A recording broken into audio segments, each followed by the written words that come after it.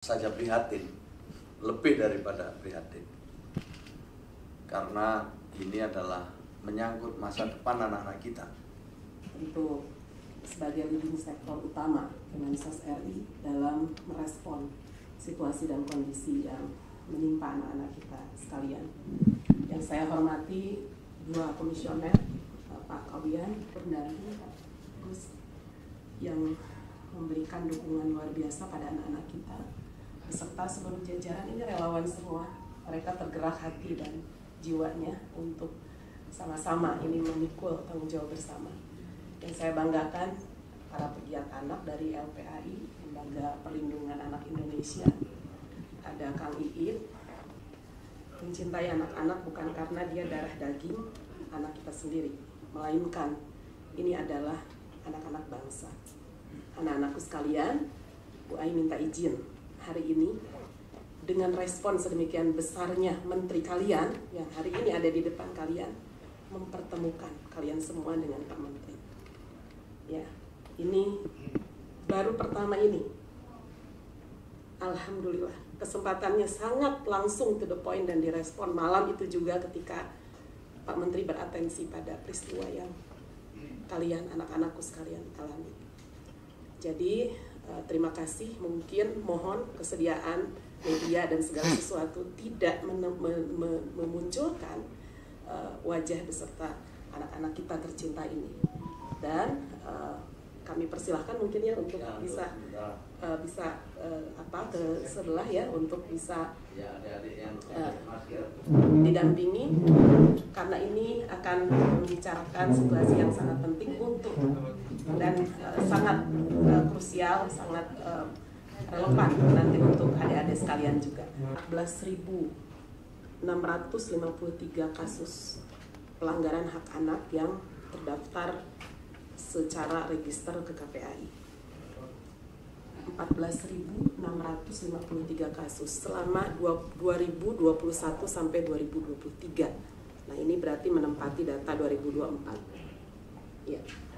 2024 kami belum launch karena biasanya di akhir tahun.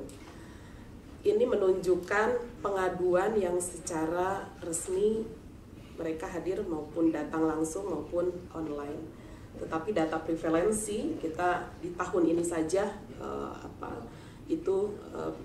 dari data-data di Indonesia tentu lebih dari itu anak-anak yang mengalami situasi kekerasan. Prinsip-prinsip yang ingin kami tegakkan, tentu pengawasan ini akan memberi dukungan pada penyelenggaraan, efektivitas penyelenggaraan perlindungan anak di seluruh leading sektor dan salah satunya kementerian.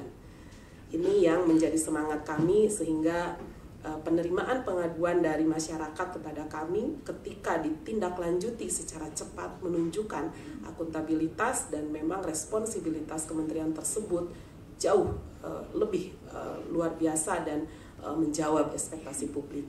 Sehingga sistem ini yang kita terobos dan bersyukur Gus Menteri dengan segala gerak tanggapnya ini yang menjadi pertanda bahwa Kemensos ke depan akan semakin diandalkan di masyarakat. Bapak Ibu, tentu teman-teman sekalian, dari case ini Pak Menteri, kami ingin sampaikan ada dua hal yang sangat krusial. Pertama, perlindungan anak pada anak-anak yang mendapatkan situasi kekerasan seksual berupa sodomi.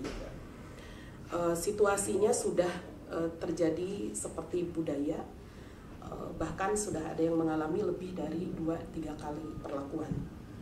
Kedua, realitasnya dilakukan oleh yang dianggap orang tua kandung, orang tua asuh, karena ini adalah pimpinan kepala panti.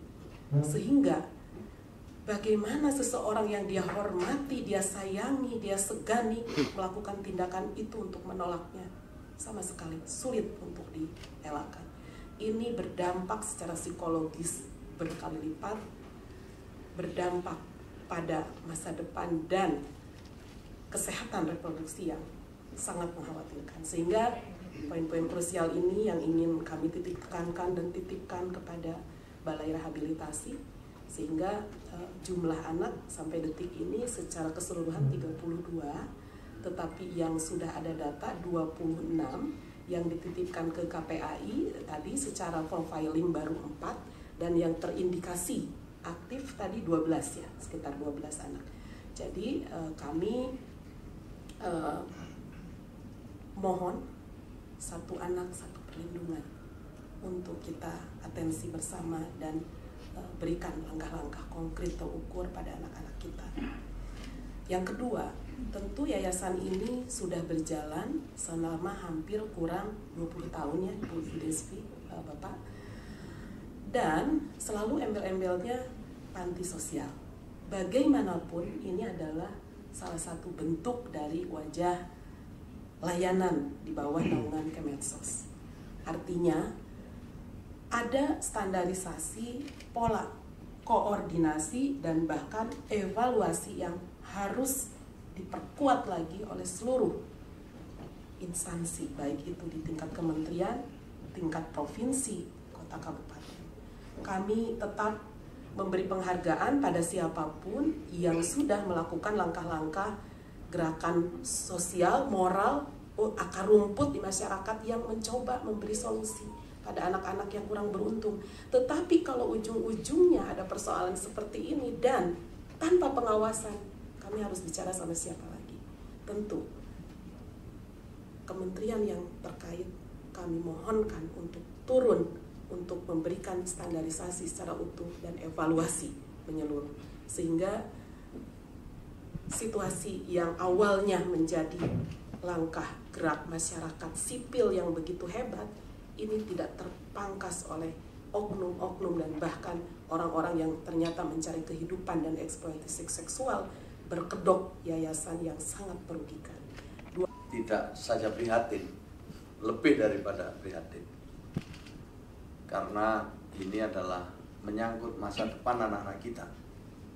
Sering disampaikan bahwa korban pada saatnya bisa jadi pelaku. Jadi ini menjadi hal yang sangat penting dan Kementerian Sosial diberi tugas untuk melakukan rehabilitasi sosial.